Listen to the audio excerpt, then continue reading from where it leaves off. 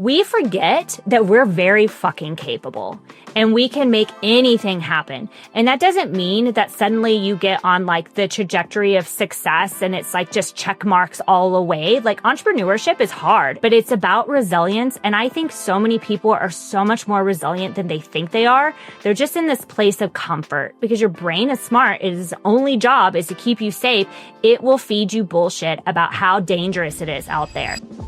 Here is something you need to hear. You're not lazy. You're just misaligned. I'm Kepo. I help high performers get unstuck by taking bold, aligned action.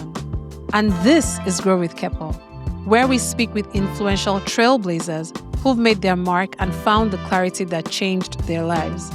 This is where we get clear, realign, and move toward a life that actually feels like yours. Welcome to the show.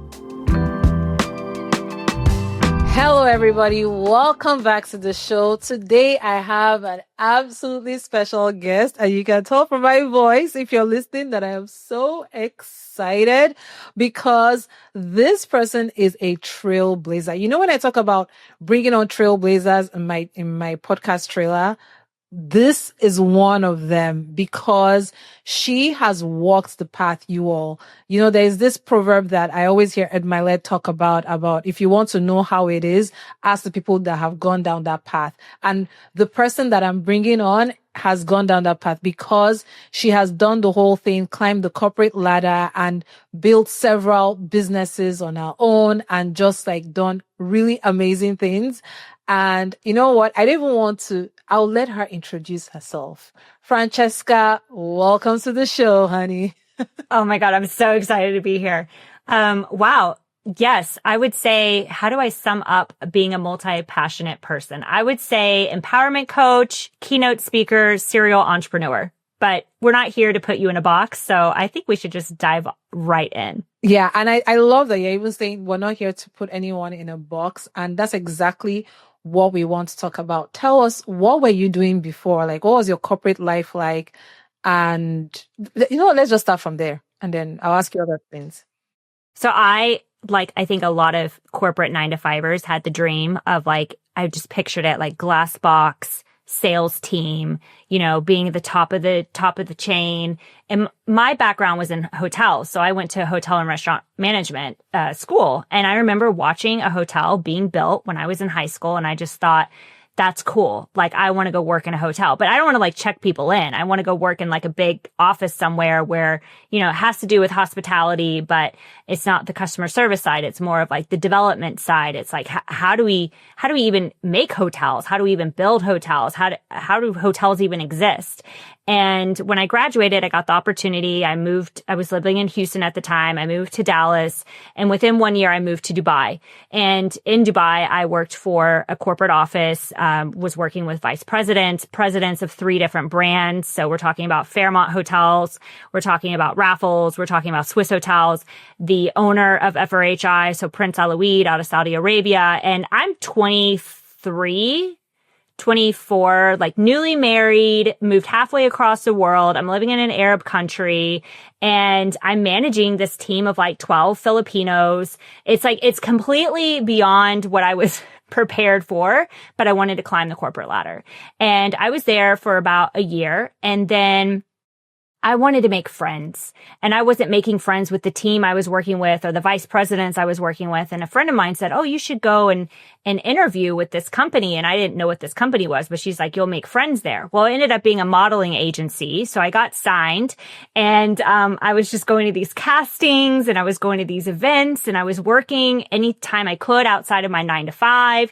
And it's a good thing I did that because it was my first taste of being a freelancer. And I just was, you know, taking my lunch breaks and going to audition for some catwalk. And then on the weekends, I was shooting a campaign for Emirates. And it was just this wild juxtaposition that I found myself in. But within a year of this corporate career, they had this amazing idea to basically downgrade me to continue to climb the corporate ladder. And I just remember probably having too much to drink with my boss and my husband and his wife. We went out for a brunch, and this was like a thing in Dubai. It still is. And I just told him, like, look, this offer you've given me, I could go home and I could make more money at McDonald's than what you're actually paying me. And they really tried to sell me on the fact this is how you grow the corporate ladder. After this position, you'll get promoted to this other position. And I just thought, I just made more money on my Emirates shoot that I did for 3 days, and I've made an entire month. I think it's time to go. And that is when I left the world of employment as I knew it. It was 2012. I had no plan. I remember standing in front of my closet going, what do I wear now? Because I didn't wear a suit. I didn't have anywhere to go at a certain time. I felt really confused. I didn't have any plan. We definitely didn't have a lot of money where I was just going to sit at home and eat bonbons. So this is when I started leveling down on what now I look back as my entrepreneurial journey. So I'm kind of an accidental entrepreneur, if you will. Wow. Wow. Okay. Like, I don't even think I was prepared for all of that when I asked you, oh, tell us about your corporate. It's like, oh, look at me. I have done nice stuff. I know about that Dubai life, by the way. Those, endless mimosa brunches and all of that. And yeah, it's still a thing. It's a Dubai bling thing. I get it. But wow, what a journey. Like, first of all, I just want to say, I so admire what you've done so far. And the fact it sounds like you don't waste time. It's like you saw an opportunity and just went right for it. Number one, your friend told you, oh, you can make friends here. Okay, I'm going. It's like, wait, you want to downgrade me? Wait, hang on. I made more money here. You know what? I'm doing this. And you didn't have any like major plan or exit strategy. You just went for it. Let's dig deep more into that. Like, what did that feel like because that's in 2025, it's terrifying to hear something like you don't have a plan. You have a what? Do you know what inflation is saying? Like, I have families to feed, blah, blah, blah. I can just hear like the voices in the minds of people that are listening right now. And tell us what was going through your mind at that time. Like, I think, part of me wants to say I had a leg up, but I actually think a lot of people have legs up and they don't realize it.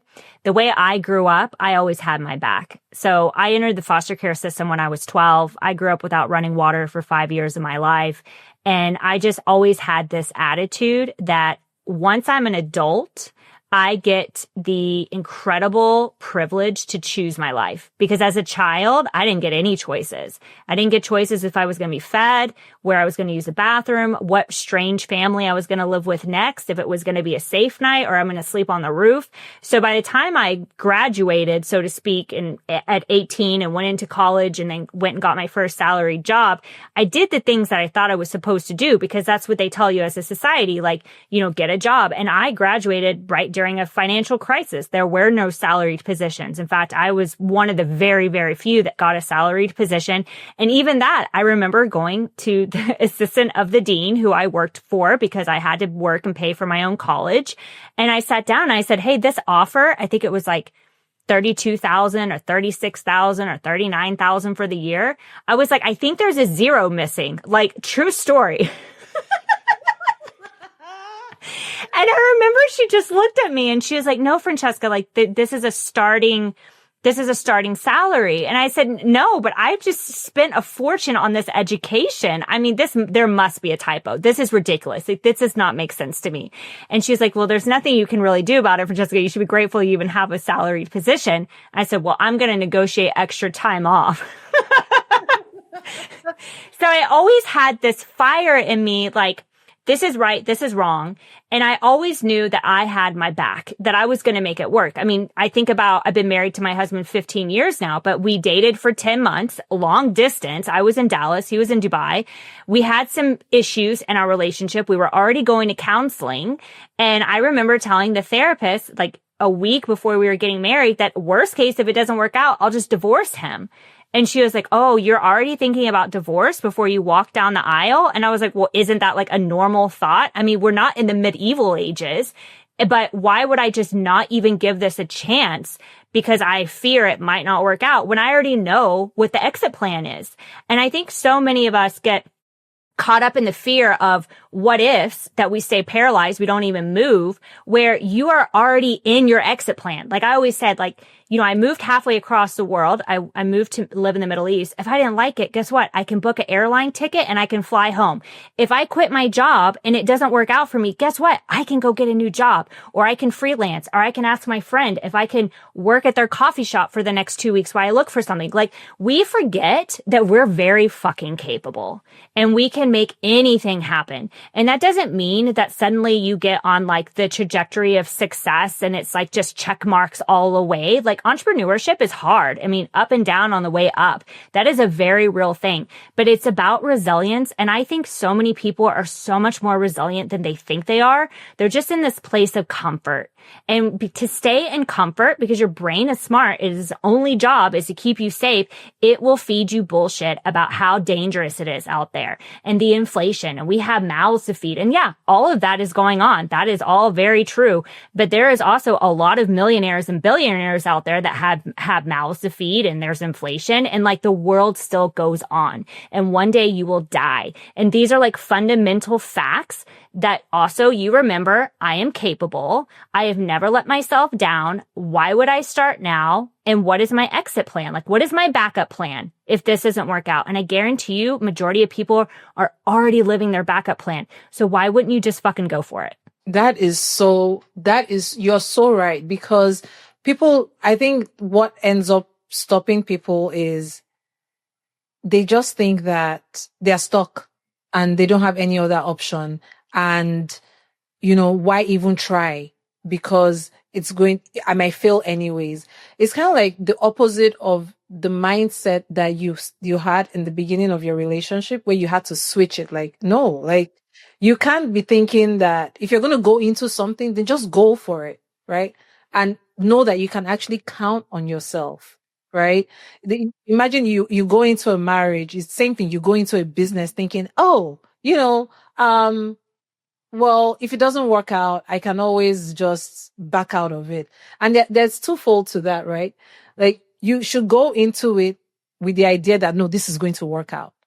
But I think what you're also saying is go into it knowing that whatever path you take, as long as you actually try it out, it is going to work out. Like, there is always something to fall back to. Is that what you're saying? Like, the business. Yeah.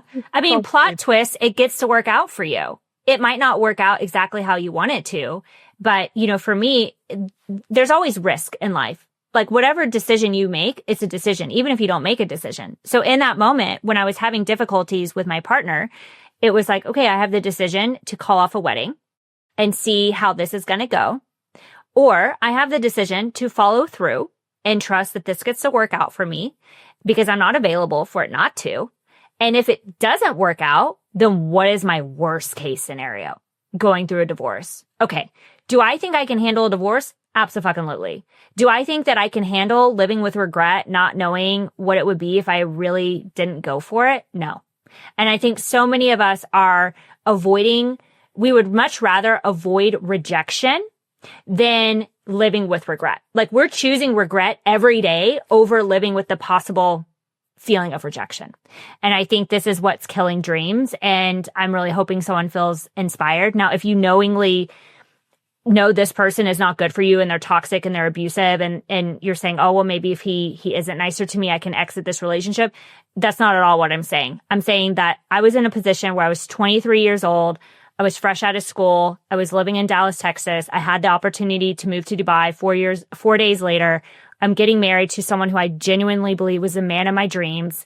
And we were having relationship issues because, one, he's 12 years older than me. We have a cultural difference. We're living halfway across the world and we have support. So do I believe that I can make this work if I'm 100% committed and he is too? Yes. Do I believe that if it doesn't work, I can get a divorce and everything's going to be okay? Yes. And for me, I think we have to look at the risk that we're taking. And a lot of us think that we're bypassing risk, but actually the risk is that you're wasting your life year after year after year after year trying to avoid risk.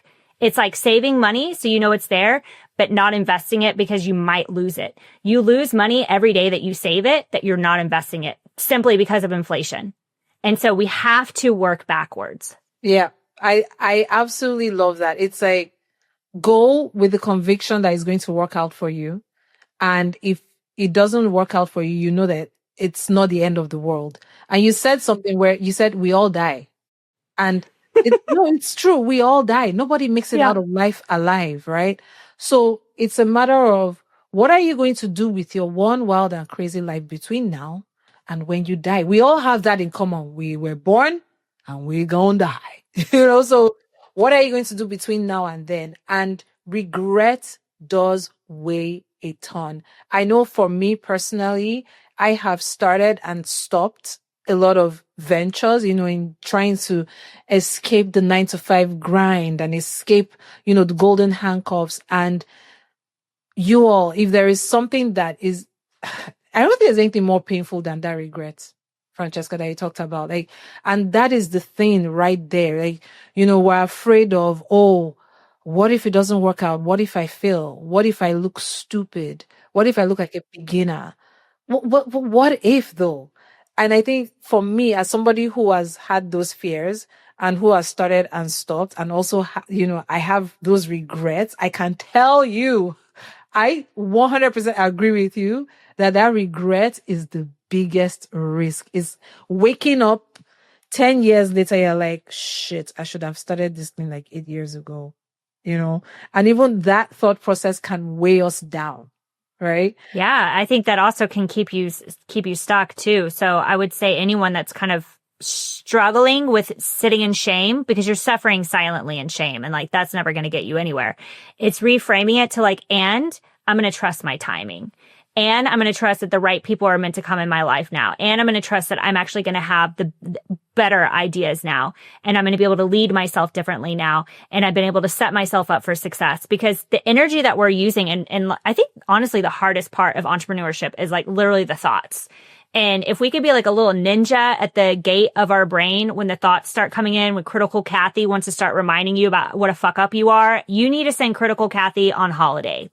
She is not relevant to the conversation. She is no longer needed. And in the beginning, I used to have to tell her, literally, I'd be like, Kathy, you can go on vacation now. You can exit the room. Because it doesn't do any good. And there's going to be so many moments, even in entrepreneurship, that you're going to want to shame yourself for better decisions you could have made, maybe firing someone or signing something or getting ghosted or having a payment plan fail. Or, there was a time in my career in the online coaching space, within 1 year, I had almost $50,000 just ghosted. It felt like overnight. And I was like, oh my God, how does that even happen? Why aren't any coaches talking about this? Why don't we have integrity in this arena? And I could have made that mean something about me and my skill set and the transformations I was giving people. But wherever you're at in your 9-to-5 or in your career, in your relationship, anytime shame wants to enter the room, you got to talk about it out loud. Or you've got to make a commitment to yourself that and I always say use and, yet, or but. And things are different now, but I'm more equipped. I have a better skill set. I haven't quit my job yet, but I know it's coming. And then that's how you take your power back and you stop sitting in that shame for too long. Oh my gosh. I know it's coming. That one hit me differently, because I am exactly in that position right now, at least as of the time of recording this, where, I'm doing it all. I'm working the 9-to-5, but at the same time, I am working on making my dreams come true. I'm literally taking the risks. I'm taking the big steps. And, I look at someone and I'm thinking, wow, okay, so 15 years later, let's talking about your relationship with your husband, 15 years later, how many years have you been in business on your own now? 13 years. Okay. So 15 years later, you made a bet. You're still with your husband. That is amazing. 13 years later, you are here and you've done all these amazing things. What would you go back to tell the Franceska of 12 years ago, so a year into starting out, doing your own thing? She was doing it right. I mean, when I think about my entrepreneurial journey, I'm a very intuitive person, and my first business was cigars. So I had a cigar business in the Middle East, honestly. I can't make this up. And, I had clients like Dubai Duty Free, Etihad Airways, Etisalat. Like we were huge in the Middle East, and it was something that no one had ever approached the Middle East market. And here I was like 24, 25 years old, American girl, hosting parties with Hennessy XO and Cavalli Club and introducing gold wrapped cigars. I mean, it was ridiculous, but I loved that. I loved that if you can dream it, you can do it. And I loved living in Dubai because it was such a proof of that. It was the wild, wild west, and things really needed to happen yesterday and they needed to be there today. But everywhere you looked, it was a reminder that you don't need to follow the rules. You set your own rules. You create your own life.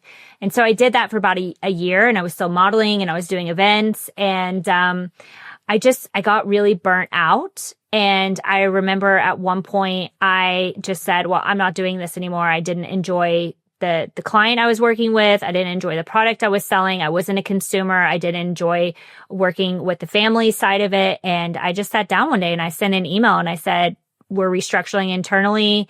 As of now, we won't be able to fulfill any future orders. I literally closed my business that was earning like 5 figures per month in a matter of an hour with a few emails that took me about a year to build. And then I canceled all my modeling contracts, just said I'm no longer interested. I don't do this anymore. I fulfilled all my jobs. And then I had about 6 months of shit, what do I do? And I got really sick. I was really sick from stress.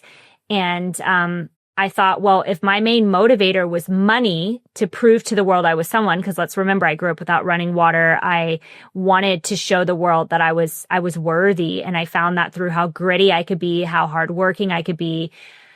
I just thought, well, what am I going to do next? And I felt like such a failure. I felt like so stupid. I always lived off like shiny objects. I was always the super pretty, bubbly girl. I got the, hot, sophisticated husband. I had the college degree. I went and worked a salaried job. I moved overseas. Like everything had to be bigger and shinier. And it just, in that moment, I knew that the cigars were done. And I thought, well, I want to work in a flower shop when I retire.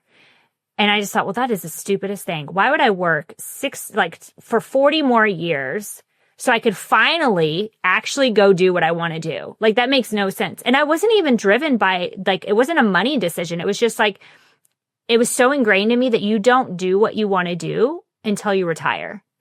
And you do what people can basically put you in a box and approve of you. Like, oh yes, she's successful. She's a business person. She wears a suit. She works with these kind of people. She speaks these kind of languages. And I just thought, okay, well, if I'm going to be a florist, how do I do that? And I literally Googled, how do you become a florist? What's the difference between a florist and a floral designer? So if I could go back and tell that version of me, 1 year into entrepreneurship, her journey really hadn't started yet, to be frank, but she was on her way. But I would just tell her, you're doing it right. You're listening to yourself. You're listening to your gut. You don't actually care what people think.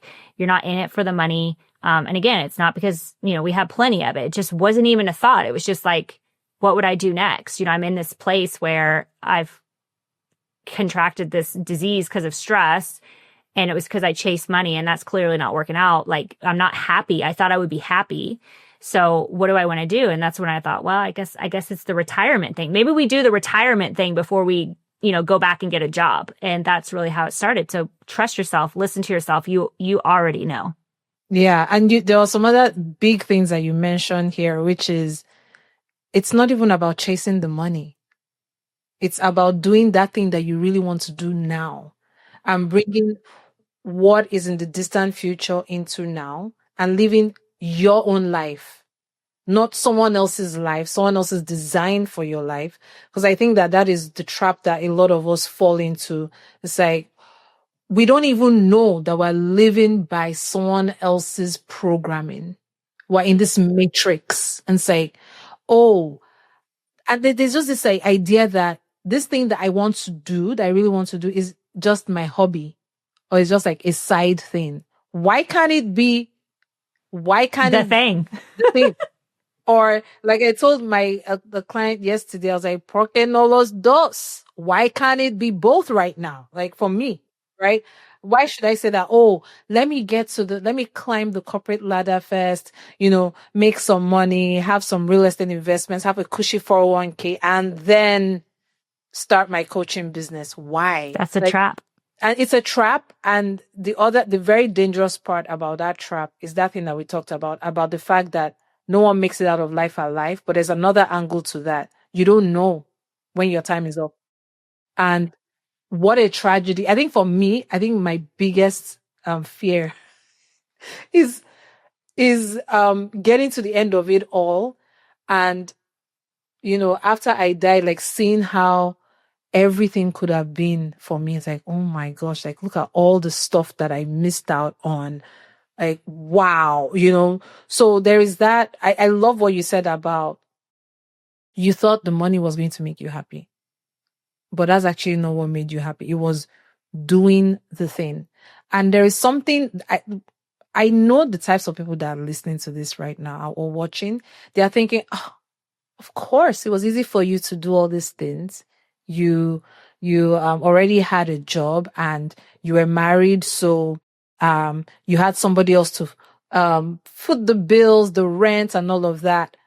People, we have this habit. If you are listening to this and you're thinking this, I know you are thinking this actually, because we have this habit of attributing other people's success to other things so that we can say, oh, look at me. It's not my fault. Like I'm a victim. Like, of course she had a leg up, even if you literally just said you don't have a leg up. So can you help these people understand some of the sacrifices that you had to make? And when you say you burnt out, entrepreneurship is hard work.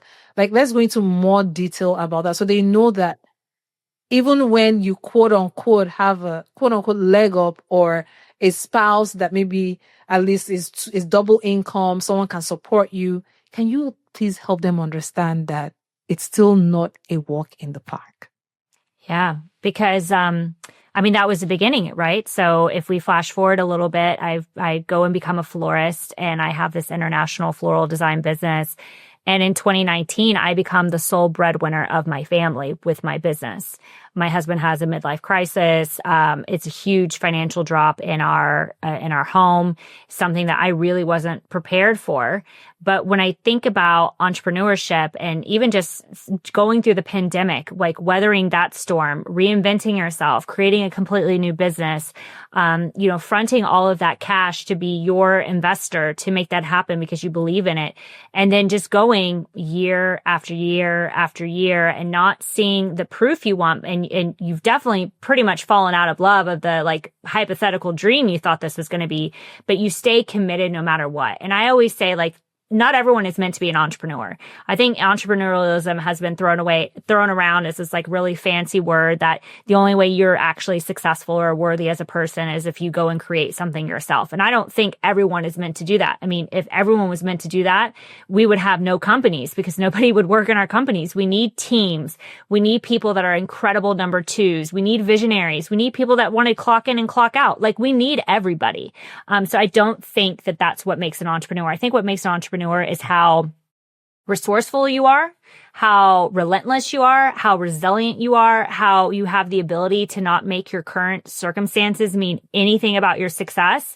So whether it's right now where you're thinking about a business idea, but you're like, oh, that's nice for her to say she came from like a double income household. Yeah, I did. But what about during the time when I had business expenses, I had a team, and my husband and I were making no money in our businesses, and it was scary as hell, and we were behind on payments and we couldn't pay our bills and we were getting in debt? You still need the qualities of continuing to show up. I can't tell you how many times I had less than $1 cash in my bank account, but showed up every day as if it was going to be a $10,000 day, because you better believe that there was a day that it was a $10,000 day. And it's like, there is this level of just commitment that you have, and it has nothing to do. Sure, in the beginning, was it easier that we had a double income household? Yes. Is that what made me successful? No.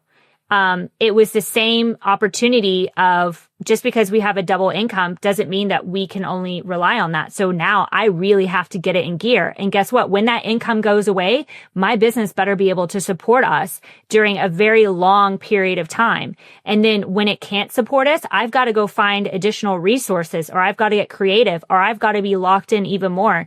And there is going to be times in your life, in your entrepreneurial journey, where you're going to want to quit.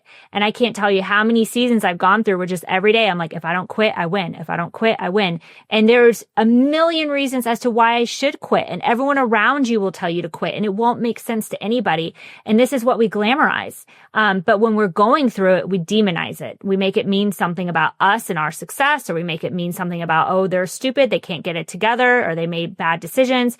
I mean, right now we've got a Netflix documentary coming out on Victoria Beckham. I mean, it took her 17 years to turn a profit in her clothing brand. And everyone can say, well, isn't that nice? I think she burned through $66 million to make it happen. Could she do that because she had Spice Girls and she's married to David Beckham? Yes. But are we still celebrating the fact that she stayed in the fucking game when she didn't quote unquote have to, because she had a dream and she refused to let anyone else talk her out of it? Did she make plenty of mistakes along the way? Absolutely. Was she resilient? Was she committed no matter what? Did she show up every single day like today was going to be the day? Yes. And those are the characteristics of an entrepreneur that you either have or you don't. Whether you're in your job right now and you commit to getting out of your job, or you don't, just like when you're in your business and you commit to how you're going to make payroll, even when you don't know how you're going to make payroll. Hey, quick one. Are you spinning your wheels but not moving forward? I know how frustrating it is when you're putting in the work but not seeing any progress. In my free Raise Your Standards 21-day challenge, you'll get live group coaching to uncover your blind spots. You'll reignite your momentum and finally make those bold moves you've been avoiding. Join the next round or get on the wait list today. The link is in the description. All right, back to the episode. Okay, two things. I don't even know which ones. You're just like dropping bombs and fire, and I was like, whoa, which one? Okay, the first one, you said something just now, which is you either have the skills or you don't. So to what extent do you mean that? Because sometimes you don't even know the skills you have until you put yourself through the fire, right? So what are some ways, because you've worked with different people, you've had your own team. So I'm sure you know the kind of character traits that you want in somebody who is a great number two, a great team builder.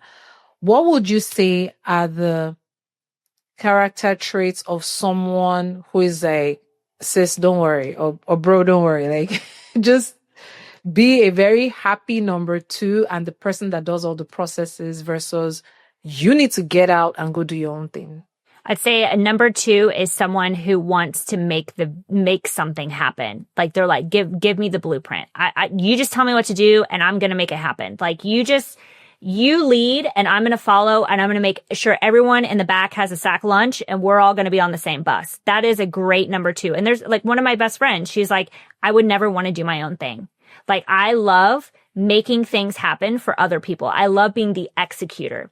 Then you have the visionaries. The visionaries are like, don't talk back. I only see it like this. We're going this way. We're doing it my way because this is the only way that I see that it's possible. And you're either on board or you're not. That is someone who is like a number one. Someone that is not afraid of leadership. Someone who is self-led. Someone that can make decisions quickly, that doesn't sit around and think. Someone who is proactive, that is a problem solver, that is not afraid of pressure, that works well under pressure. And I'm not saying you have to have all of these qualities. It's just the big difference between a number one and a number two is that a number two wants to follow behind someone who has basically the rule book and they're just like, tell me what to do and I'm going to make sure we're all on board. And the number one is like, I want to take the risk. I want to break the rules. Yeah, I want to break the rule. I want to blaze the fucking trail. And number twos, they don't. They're there with the fire extinguisher just in case the blaze gets out of control, and we need both. And I think when it comes to an entrepreneur, I always say like your next level in life is just literally on the other side of a new skill set. Skill sets, there's never been a better time to learn new set of skills. And I think what really sets people apart, the people that go for it, the true entrepreneurs, are people that are self-led enough and have enough awareness that, hey, I do need some support. I do need to, maybe get a new skill set. I do think I need to get in a better community, and they have a vision for themselves. So it's not always about being the fastest person in the room, because that can be a bit impulsive. But it is about someone who has a vision, who also has a level of awareness of where kind of they're starting at, and has the ability and the open-mindedness to learn a new skill set. I'm so glad you touched on the support thing, because that was going to be my next thing. Because earlier on, you talked a lot about how there were a lot of times that you could have quit, and you just kept telling yourself, if you don't quit now, it will happen for you. Success leaves clues, right? You've mentioned the importance of community, and I want us to dig deeper into that, because you and I are in a really hot community right now. But what other things would you say are your success markers? Like, what was the thing that just helped you to just stay in the game when everybody is telling you, I think it's time for you to go to get back on the job market? I hate that phrase. I'm like, shut up. What do you know anything about what you're saying? So yeah, what are your success markers? I would say I have two. So the first one is like, I can't stop thinking about the thing that I do. Even if I'm like frustrated at the results that I don't have yet, I ask myself, okay, where am I not validating myself? Where am I allowing outside noise? Like, let's say lack of new clients. Let's say a defaulted payment plan. Let's say not enough followers. Maybe a reel didn't take off. Like any outside metric outside of myself, why am I giving it meaning and having it reconfirm whatever my self-doubt is? And how can I validate myself? How can I actually go and look for proof? So for example, right now I'm running a challenge in one of my companies. My goal was 200 people. And I find myself every day of the challenge going, but you didn't hit 200. You didn't hit 200. And I'm like, shut up, bitch. I hit 191. I mean, like, if I let those metrics talk to me about how I didn't hit 200, but I have to lock in, it's a choice. I'm like, but I have 191 and I'm going to serve 191. And even if 7 show up to a live call, I'm going to pour into those 7. Like they're the greatest thing since sliced bread, because they're exchanging their time with me. Like I want to over deliver. So it's something when I go through those moments, like, where is this not working out? I'm like, okay, why am I allowing this to validate my success? And how can I validate my success for me? How can I look for proof that actually is in my favor?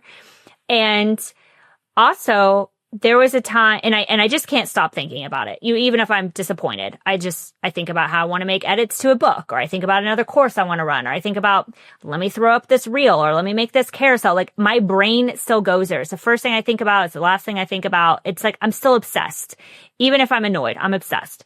And then the second thing is, there have been times, and this is where I have to really check myself. And this is a bit of a like, I think you're creating a problem where a problem doesn't exist, where I legit got online and tried to go find some jobs that I could go apply to during a time when I was like, well, it's not working. It's just clearly not working.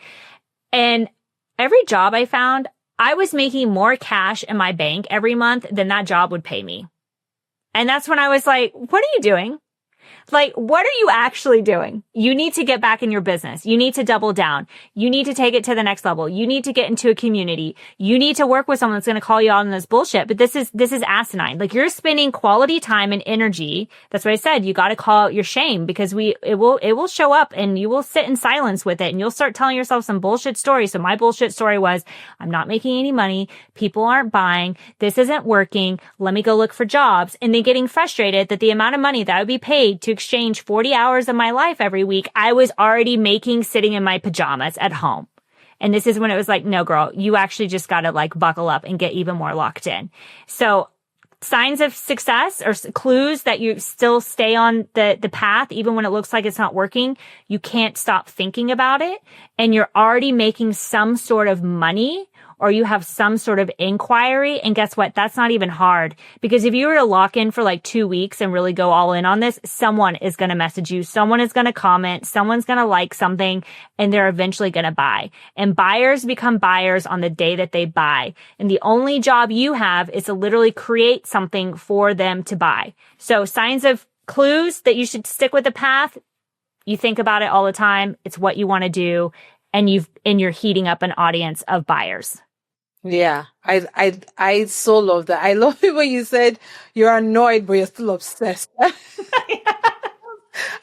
was trying to not laugh out loud so I don't interrupt you, but I was just like, oh my gosh, yes, I can so relate with that because I am so obsessed with my stuff. Like this morning, the thoughts that I had, the very first thought that I had as soon as I got up, not even what is day is today, it was, oh yeah, I need to share that in my content. Like, what? First of all, what day is today? Or maybe sometimes like I'm sleeping, and I'm sure you can relate with this. The sleep is so sweet and it's nice. And then those visitors just come to your bed. So like, hey, Franceska, wake up. Kepo, wake up. We have this wonderful idea for you. I think you're going to want to implement it. Like, oh yeah. And then I go find my phone and like, I'm putting in the notes, and it's really, really great to hear that from you, because I think that that's just a telltale sign, at least for me personally, that, okay, I am on the right path because I love this stuff. Whereas when it comes to like my 9 to 5 work, and I don't demonize, corporate, although sometimes I'm just really angry. Because it's been a stepping stone for me. It's helped me to fund, my own personal business. But the stuff that I do, I'm just like, I can so check out from it. Like, just like, checked out, and then I come back to work. I'm like, wait, what were we talking about again yesterday? Whereas I can't stop thinking about the stuff that I do. I get off a call with a client and I'm like, oh my gosh, that was amazing. How could I have made it better for them? How can I show up better for them again? What else can I do? So I so love that. I'm so glad you said that. Then the other thing that I want us to dig deep into, that I think people tend to overlook, and you've mentioned it a few times now, is community. We can't do this thing alone. And I know that's how I met you. And I have witnessed a lot of your wins, your struggles, and honestly, even that alone is a gift, at least speaking for myself. And I want to hear your own. So like how community has helped you personally. For me personally, I log in and I look and I'll see Franceska, she shares her wins and I'm like, oh, she did all that. And I don't know how to explain it, but when you all are sharing your wins, I honestly feel like it's happening for me. And I think that it's because I know that these people, like someone like you're not stopping at anything to build the life that you want. And again, you said it earlier, this is not just for the money. This is the fulfillment that it brings, the lives that it touches. And it's so much, it's bigger than you, right? And for me, when I'm in a community of other people that think like that and they are winning, it feels like, oh my gosh, yeah. Like it's possible for her. It's possible for me. If it's happening for her, it's happening for me too. And I just need to, I don't know, stick myself as glue to all these people, and then it will eventually happen for me. And when I share my win, they rub off on my own stuff too. And you know for me, at least what's great about it is, I might be having an off day, like a low day, like for example, maybe getting distracted by the things that you talked about, some vanity things, like, oh, nobody looked at the reel that I use all my effort to do. And then I just see somebody win. I'm like, girl, you need to go create bigger problems. You know what I mean? I want to hear from you personally over your journey. Like even when you think about community, not just the one that we're in now, but just other communities that you've been a part of. How have they helped you personally? Yeah, I want to give some context because the way I grew up, I was very lone wolf. So I just always thought I do it myself. I don't need anyone's help. Nobody's going to come save me. failure's not an option, but like, honestly, nobody's opinion matters to me. It's only mine. And what I didn't realize looking back, like I always put myself in community that would raise me up. So whether that was in college and being part of a sorority, whether that was getting married and living in Dubai and being in a very like entrepreneurial minded place, coming back to Houston, Texas, starting a company there, but being around just groups of entrepreneurs, I sought out community without really realizing it. And it wasn't until going into the online space, the pandemic happened, we all kind of got shut down, being at home, and then deciding I wanted to go into personal development because I was now being a coach for I went from the floral industry to now being an online educator, talking about how florists can work with hotels because that was my specialty. And then quickly realizing I'm getting on Zoom calls with women that are like me, that have the same insecurities I have. And then I was like, oh my gosh, like who am I to lead these women? So then I wanted to go and learn about myself and become a better leader. And community didn't really show up for me in that sense until being in the online space, where you're kind of like picking and choosing what kind of groups you want to be associated with. And I've been associated with a lot of them, and I think they've all been beautiful in different ways. But community is very important for a number of reasons. One, your family and your partner are really most likely not going to get what it is that you want to do or where it is that you're going. And they can really only see you through how much they can see of themselves. Like it's very narrow sighted, and it's not because they're bad people, and it's not because that they don't try hard enough. They just really don't know what it's like. Like you don't know what it's like to be a blind person because you can see, and vice versa. And what happens though is we really care about what those people think about us. And especially, our partners and our parents and our siblings. And like, we don't want to let people down. And we kind of have this like internal battle with ourselves because we know we want to be this one version of us, but we're also kind of constantly reminded that we're not that version yet. And if we're not that version by now, then when is it going to happen? And people naturally also project their own limitations on you and their own disappointments on you. And this is where community is so important, because you're able to take yourself out of that environment and you're able to put yourself in an environment where everyone is like-minded and everyone is on the same path. And if you're not winning today, I'm winning. And if I'm not winning today, you're winning. And it's constantly reminding each other that winning is inevitable. Just everyone's on a different timeline. And as long as you're part of an organization or a group where everyone's putting in the same work, they have the same destination, but nobody's projecting on each other about how they're not going fast enough or they're not doing it good enough, then we all get there. And I think that is a lot of people overlook mentorship because they just think, and I was one of those people up until 2020, I thought, well, if you want to be a business owner and you need to hire a business coach, you don't need to be a business owner because clearly you don't know what you're doing. Like that was my attitude. And I got to, $250,000 with that attitude.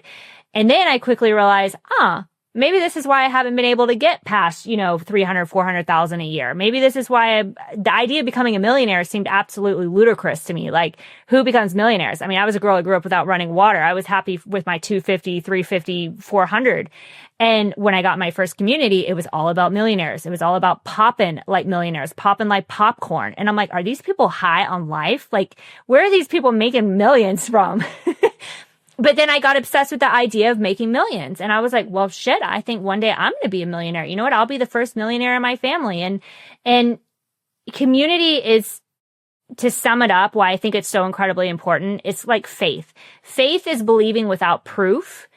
Being in a community is proof when you don't have proof, because there's no way that it can happen for me and it can't happen for you, and vice versa. And so when you're just around winners, I've been in groups where it's been performative, that's not fun. I've been in groups where you don't really feel comfortable to show up and say, hey, I have $1 in my bank account and I don't know how I'm going to make this shit happen. And, I'm going to celebrate a huge cash win today, but all that cash is already earmarked for debt, but I'm so proud that I get to pay my debt off, blah, blah, blah. You don't feel comfortable sharing that. But when you're in a community, and I think that's like something that has been incredible that we are a part of, where everything you do is a win. Every single hardship is something that people take on and they learn a lesson from, or they get inspired by, and everyone feels comfortable going in and winning, and nobody's competing on wins. And like, we're all so genuinely happy for each other. that is rare. But I'd say be in a community where people are like-minded. They're going in the same direction as you. You're going to get there so much faster. And I think it's going to be so much easier and more fun because being a lone wolf is very lonely. Wow. Honestly, I felt myself tearing up when you said, you know, being in the community is kind of like faith, because faith is doing something and not having proof, and community is that proof. And I was like, that's it. Show is over, guys. We're out. Mic drop. Drop that mic, because I'm just like, oh my gosh. I think that was what I was trying to say in 1,000 words earlier about the wind feels like mine. It's like, yes, because it is proof. You nailed it, man. Like, fuck, Francesca. Like, this is amazing. Like, thank you so much. I'm loving this conversation. It's been my absolute pleasure. Oh my gosh. Okay, so I know that some people are probably leaning like, okay, who is this lady and how do I get to know her? Like, tell us all the things. What are the things you're working on now? How do you want people to find you, to get into your world? Tell us all of that.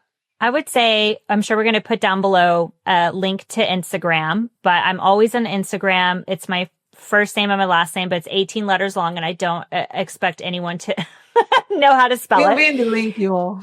I've had people follow me on my business account, which is the Hotel Florist. I specialize in helping florists create consistent income through hotel partnerships so they don't have to depend on weddings. And my personal brand, I really help, especially driven women who have had any type of experience with childhood trauma or just identity work in general, to come back home to themselves. And I do that through human design. And especially if you're a 4-line in human design, and I know for some of you, it might sound like I'm speaking Chinese, but community is essential for your growth. And I always love helping people learn about who they are, becoming the next version of themselves. With my identity work, I had to adopt an avatar that I named Goddess Millionaires. And I can guarantee you that when I did this, I was neither goddess nor millionaires. And I thought it was absolutely ludicrous. But it helped me become the version that I am today. And that was really seeing life through her lens. Like, what does Goddess Millionaires eat? How does she handle her boundaries? How does Goddess Millionaires communicate? What is she shopping for? What is she wearing? How does she present herself?